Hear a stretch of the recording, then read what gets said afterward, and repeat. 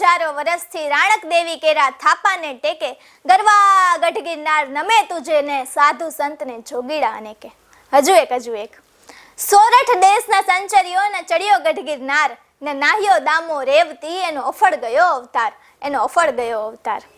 અરે મુંજાશો નહીં, આ કોઈ દુહાછંદનો કાર્યક્રમ નથી. વળી કહેશો કે આ શું માહિતીની માયાજાળમાં માહિતીના બદલે આ દુહાછંદ ક્યાંથી આવ્યા?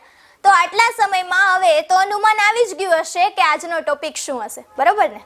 ગુજરાતની શાન અને ગુજરાતનું ગૌરવ, ગરવો ગિરનાર, બરાબર ને? તો ના, આજનો જે ટોપિક છે એમાં ગિરનારની વાતો તો છે જ, પરંતુ મેઇન વાત છે ગિરનારને લગતો એક એવો ઇતિહાસ જે કદાચ મોટા ભાગના લોકોને ખબર હશે, પરંતુ આજકાલની જનરેશનને બહુ ઓછી જાણ છે.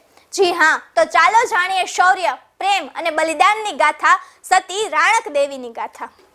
નમસ્કાર, હું અપેક્ષા વઝાલા આપનું રામાયણ ઇન્સ્ટિટ્યૂટ વતી માહિતીની માયાજાળમાં સ્વાગત કરું છું અને એક એવા ઇતિહાસ સાથે જે દિલથી સાંભળશો તો 100% દિલમાં ઉતરી જશે.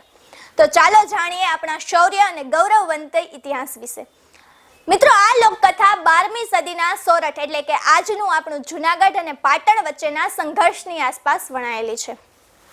લોકવાયકા મુજબ રાણક દેવીનો જન્મ કચ્છ અથવા તો કહી શકાય કે સિંધના રાજાને ત્યાં થયો હતો, પરંતુ જ્યોતિષોએ ભવિષ્યવાણી કરી હતી કે જે તેની સાથે લગ્ન કરશે તેનું રાજ્ય નાશ પામશે. આથી ડરીને રાજાએ તેમને જંગલમાં છોડી દીધા, જ્યાં જૂનાગઢ પાસેના મજેવડી ગામના હળમત કુંભારે તેમનો ઉછેર કર્યો.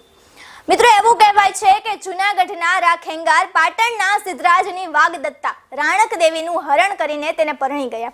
આ ઘટનાથી સિદ્ધરાજ અત્યંત ક્રોધિત થયા અને તેમણે જૂનાગઢ પર આક્રમણ કર્યું. અને હા, એટલું જ નહીં, સિદ્ધરાજ જયસિંહ જૂનાગઢના કિલ્લા, જેને ઉપરકોટના કિલ્લા તરીકે ઓળખીએ છીએ, ત્યાં 12 વર્ષ સુધી ઘેરો ઘાલ્યો હતો, પરંતુ તે જીતી શક્યા નહીં. અંતે રાખેંગારના જ ભત્રીજાઓ દેશળ અને વિશળની ગદ્દારીને કારણે કિલ્લાના દરવાજા ખુલ્યા. આ યુદ્ધમાં રાખેંગાર વીરગતિ પામ્યા અને સિદ્ધરાજે રાણક દેવીને કેદ કર્યા. મિત્રો, જ્યારે સિદ્ધરાજ રાણક દેવીને બળજબરીથી પાટણ લઈ જઈ રહ્યા હતા ત્યારે ગિરનાર પર્વત પોતાના રાજાના મૃત્યુ અને રાણીના અપહરણના દુઃખમાં જાણે તૂટી પડવા લાગ્યો હોય. મિત્રો, એવું કહેવાય છે કે ગિરનારની શિલાઓ નીચે પડવા લાગી હતી ત્યારે રાણક દેવીએ પોતાનો હાથ ગિરનાર પર્વત પર રાખીને દુહો કર્યો હતો.